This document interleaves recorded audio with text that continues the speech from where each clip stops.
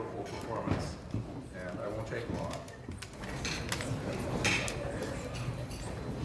So I'd like to start out by thanking Max for creating, producing, and directing the annual BlackJack Ball, and to his loving wife and the committee for all they've done to make it happen. And of course to the Verona Casino for subsidizing the event. This is the 21st BlackJack Ball, a special one for all of us. When I sat down for the first time at a blackjack table back in 1958, I could never have envisioned that almost 60 years later, I'd be standing here in this room with all of you tonight. I didn't know anything about blackjack or casinos, or gambling, or much of the mathematics of probability in gambling.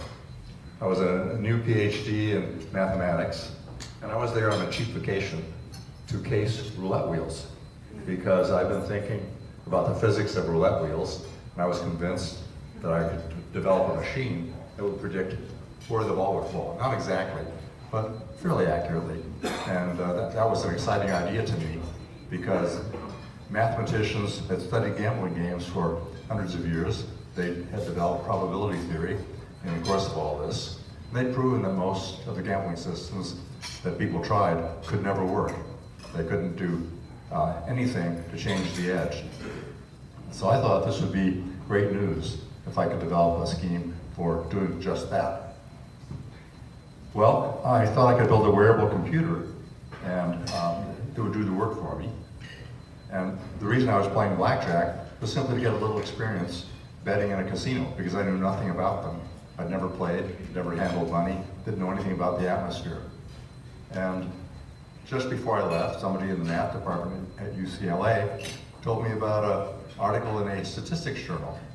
And that article supposedly would let you play with only a minus 0.62% disadvantage. So I said, well, this is a cheap way to get some experience. And that's how I happened to be at the blackjack tables way back. Well, after about 40 minutes, I got the idea for card counting. And I went back to UCLA and started thinking about it and seeing how I would work it out. And then when I moved from UCLA to MIT, I used math and MIT's IBM 704 computer. That was a day when good computers were first coming online.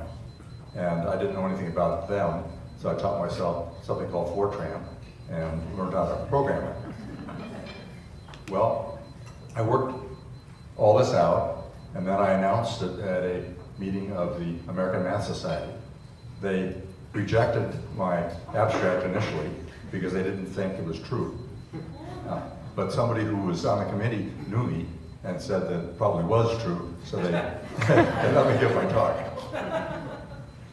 Well, after that happened, there was a lot of publicity, and I was scorned by not only the Washington Post, which had a satirical editorial saying how ridiculous all this was, but by casinos who said they sent cabs for people like me.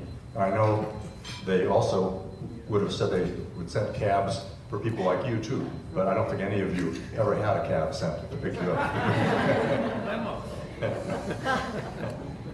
Well, maybe some of the smart comp people have worked that out. Well, when I went out to the casinos to try it, it worked the way I said it was going to work, and I wrote it up in a book called Beat the Dealer. That became a New York Times bestseller and sold more than 1 million copies in print.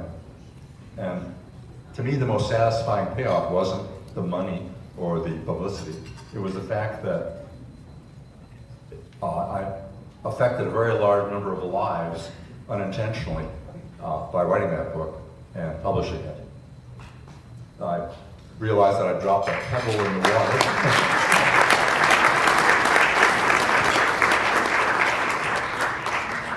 I dropped a little pebble in the water, and these tidal waves came out. Expanding into the future.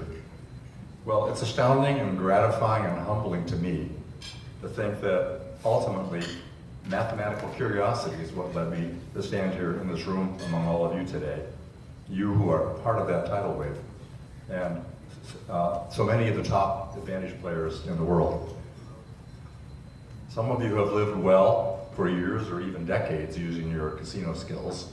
Others have used the BlackJack winnings to go on to become centimillionaires or even billionaires, some of whom are in this room. Each of you has an amazing story to tell. I've heard several new ones tonight that I've enjoyed immensely. I haven't heard them all, but if I come here often enough, I hope I will. There is one story that you may not have heard that's in my new book, which is kind of a memoir and a story of my adventures, and, both in the casinos and more so on Wall Street. It's about a college senior who read Beat the Dealer back in 1966 while recovering from a truly horrible automobile accident. And he took $200 to Las Vegas after having read the book and believed he could turn it into $10,000. His mother told him not to go. This was a terrible mistake. And he worked hard, 16 hours a day, trying to both support himself in Las Vegas and expand his bankroll. And he finally ran it up to $10,000. And then he went off to the Navy for 2 years, and he came back, and he went on to use what he learned in the casinos, which, by the way, is a wonderful classroom for learning investing, better than almost anything you can do on Wall Street. He started for a company in Newport Beach, as it happens, and he helped found a big investment firm. He eventually became the manager of $250 billion, and his whole team, which he was the co-manager and strategist, was managing $2 trillion at one point. So from $200 to $2 trillion over 40 years or so. So this is one story in the book. There are quite a number of others, and I hope that you enjoy reading my book, and I hope that you enjoy it as much as I've enjoyed hearing your stories. And I want to say you're a truly fantastic group of people, and I enjoy seeing you every time I come. Thank you very much.